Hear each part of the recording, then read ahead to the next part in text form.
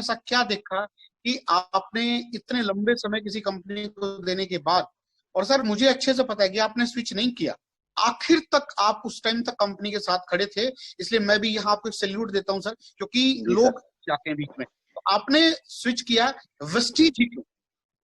Sir आपने जो बात बोली, सर पहला प्यार तो पहला प्यार होता है, और अगर आज भी कंपनी खड़ी होती तो आज भी हम वहीं होते सर।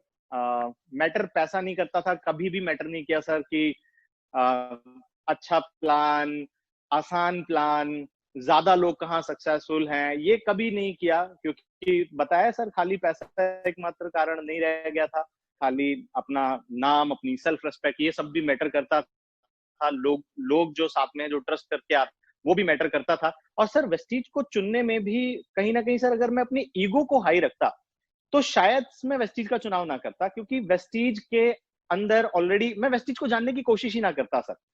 और मैं ये आपको बताऊं सर, जब हम एक ट्रांजिशन फेज में थे वहां पर, तो उस समय पे एक ट्रांजिशन आ रहा था कि कंपनी के अंदर प्रोडक्ट्स लाए जा रहे थे, कंपनी के अंदर प्लान चेंज किया जा रहा था, और हमको ये बोला गया कि आप वेस्टीज के अंदर बताइए क्या क्या है, वो हम लेके आएंगे। और उस 2-3 महीने वेस्टीज को हमने स्टडी करना शुरू किया, और मैं ही नहीं, बहुत सारे लीडर्स वेस्टीज को स्टडी कर रहे थे। तो ऑब्वियसली सर कॉपी किसको किया जाता है? जो बेस्ट हो, जो जो बेस्ट है। ऑब्वियसली सर किसी, मेरे को किसी XYZ कंपनी को के लिए तो नहीं बोला गया कि आप उसको करो कॉपी, उसके क्या प्रोडक्ट है या फिर उसका क्या प्लान है। मेरे को खुद बोला जा रहा है कि वेस्टीज को स्टडी करो। और जब मैंने वेस्टीज को स्टडी किया तो उसको जानने में मुझे भी काफी जानकारी भी मिली, और जो लोग उसमें आके अचीव कर रहे थे, मुझे खुशी भी थी इस बात का। कोई, सबकी अपनी सिचुएशन होती है सर, तो कोई जल्दी आ गया, कोई लेट आया, मुझे उसका कोई मैं बड़ा, चलो जो भी अचीव कर रहा है अच्छा है। तो बहुत सारे लोगों के अंदर एक ईगो होती है कि सर वहां तो ऑलरेडी बड़े सक्सेसफुल लोग हैं, मेरी डाउनलाइन पहले चली गई है, तो सर मैं यहाँ क्यों जाऊं। लेकिन सर मैंने प्रैक्टिकली सोचा, मैंने 2-3 साल के बारे में सोचने की बजाय सर मैंने 10 साल के विजन के बारे में सोचा कि अगर हम अपनी टीम के साथ कहीं जा रहे हैं तो 10 साल बाद खुद को कहाँ देखते हैं। दूध का जला सर छाछ भी फूक फूक के पीता है, तो ऐसी सिचुएशन ना आ जाए कि 2-3-4 साल बाद आने को खड़ा होने का हमें पड़ जाए, खड़ा होना पड़ जाए। तो सर 11 साल के एक्सपीरियंस के बाद भी अगर मुझसे कंपनी रिसर्च करके चुनने में गलती हो जाए तो फिर किस बात का 11 साल का एक्सपीरियंस, लोग बोले। बहुत बड़ी बात आपने बोली है तो सर। जी सर, तो मैंने कुछ पैरामीटर्स को देखा सर। पहली चीज देखी, ट्रैक रिकॉर्ड सर, किसी भी कंपनी का होती है जो ट्रैक रिकॉर्ड है। दूसरी चीज कंपनी का मैनेजमेंट। तो सर मैनेजमेंट, खुद बाली सर से मिलने का अवसर मिला, दीपक सर से, कन्वर सर से मिलने के बाद विजन मैनेजमेंट का समझ आया, एग्रेसिवनेस समझ आई। कुछ कंपनीज को सर मैनेजमेंट नाम के लिए कुछ होता नहीं है कुछ कंपनीज में, एंड हमें हालांकि इन चीजों से कभी कोई शिकायत रही नहीं, लेकिन फिर भी जब सर चूज करने का मौका मिलता है तब तो इंसान बेस्ट ही चूज करता है। तो मैनेजमेंट सर, एक्चुअल में जब ऑफिस के अंदर जाके देखा कि सैकड़ों एम्प्लॉयज काम कर रहे हैं, हर टास्क के लिए अलग मैनेजमेंट है, हर टास्क के लिए अलग टीम बनी हुई है, हर चीज के लिए अलग टीम है, तो लगा कि ये दैट्स एक्चुअली कंपनी, ये कंपनी है एक्चुअली जो होनी चाहिए कंपनी। और एक होती है सर कंपनी फॉर कंपनी, एक होती है कंपनी फॉर डिस्ट्रीब्यूटर। इतने किस्से मुझे सुनने को मिले वेस्टीज के, जो डिस्ट्रीब्यूटर हित के लिए उन्होंने क्या क्या स्टेप्स लिए हैं आज तक। और हम हमारे आने के बाद भी सर ऐसी ऐसी चीजें देखी सर। लॉकडाउन में ही देख लीजिए सर, कितने लोग जो उससे पहले सीरियस बिजनेस कर रहे थे, लॉकडाउन के चलते अगर डिस्क्वालीफाई भी हो गए तो कंपनी ने ऐसे लोगों को पे आउट दिया। तो सर ये कंपनी की नीयत दिखाती है। तो आई थिंक नीयत साफ होना बहुत जरूरी है, तो मुझे वो नीयत दिखी वेस्टीज की। एंड तो इसके चलते सर बाकी टीम का भी जो फीडबैक था, जो टीम की फीलिंग्स थी सर, इंट्यूशंस जो होती है ना सर, वो ऐसी आ रही थी। अच्छा, मेरे फादर का भी बहुत रोल रहा सर इसमें, मैं उनको नहीं मिस आउट करना चाहूंगा। मेरी फैमिली ने मुझे बहुत हिम्मत दी। मैं तो बिल्कुल इमोशनली हर्ट था उस समय पे, लेकिन मेरी वाइफ, मेरे फादर, मेरी मदर, अच्छा मेरे फादर लॉयर हैं तो थोड़ा नॉलेज रखते हैं समाज की, दुनिया की चीजों की, लॉ की, कानून की। तो उन्होंने भी अपने लेवल पे स्टडी किया और अपनी फीलिंग्स बताई कि नहीं सुमांशु, तुम लोग को वेस्टीज करना चाहिए और आंख बंद करके बेटा वेस्टीज करो तुम अच्छे से। तो मेरे फादर जो एक टाइम पे उस कंपनी में जब मैं था तो मुझे मना कर रहे हैं, लेकिन आज मैं देख रहा था जब मैं ऐसे डिलेमा में था तो मेरे फादर मेरे को बोल रहे हैं कि तुमको वेस्टीज ही करना है और कुछ नहीं करना है। तो मैं अपने फादर को भी इसमें बहुत ज्यादा श्रेय देता हूँ कि उन्होंने बड़ी मदद की मेरी इसमें। गुड, तभी तो सर फैमिली बिजनेस है ये। अच्छा जी सर, सर। यहाँ एक सवाल ऐसा जो सभी के लिए बड़ी मदद करेगा, क्योंकि सर इस बिजनेस की, इस इंडस्ट्री की पढ़ाई स्कूल कॉलेज में तो होती नहीं है ना। जी कोई टीचर बाहर आपको इसके बारे में पढ़ाता नहीं है, यहाँ आपके अपलाइन है जो आपको गाइड करते हैं। तो इस बिजनेस में, इस इंडस्ट्री में खास तौर से एक अपलाइन की क्या भूमिका होती है? सर, बहुत ही इम्पोर्टेंट आपने ये सवाल रखा है ये। और जहां तक मैं मानता हूं सर, अगर अपनी कामयाबी के पीछे भी मैं श्रेय दूं, तो आज दिन तक सर शुरुआत की जर्नी जो मेरी रही, उसमें मेरी अपलाइन थी जिनका रोल था सर मुझे इस बिजनेस में लेके आना। और सर उनका बस इतना रोल था कि मैं उनकी टीम में वो मेरे को लेके आ जाए, इस बिजनेस से मेरे को रूबरू कराएं। और मेरे को रूबरू कराने के बाद खुद वो सर, आप सोचिए सर, विलीन हो गए कहीं। और इस बिजनेस में वो रहे नहीं ज्यादा वक्त। लेकिन आज भी उनका शुक्रगुजार हूं कि उन्होंने इस अपॉर्चुनिटी के अंदर मेरे को लेके आए। और आज भी उनको मैं थैंक। उसके बाद कुछ ऐसे लोगों के संपर्क में आने का मौका मिला जिन्होंने मुझे बेसिक सिखाया इस इंडस्ट्री के। अगर वो ना होते तो शायद ये सुमांशु गौड़ इनिशियल डेज में ही शायद हो सकता था उस सफर को तय ही ना कर पाता।